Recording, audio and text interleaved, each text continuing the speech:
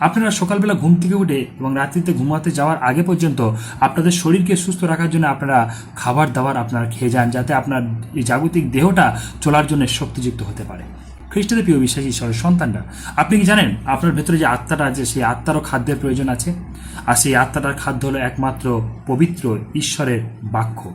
তাই বাক্য হলো আপনার আত্মার খাদ্য।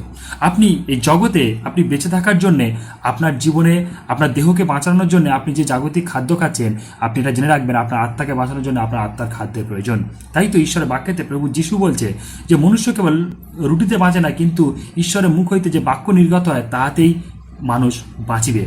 হালেলুইয়া। তাই খ্রিস্টের প্রিয় বিশ্বাসী ঈশ্বরের সন্তানরা, আপনার আত্মার খাদ্য হলো ঈশ্বরের বাক্য।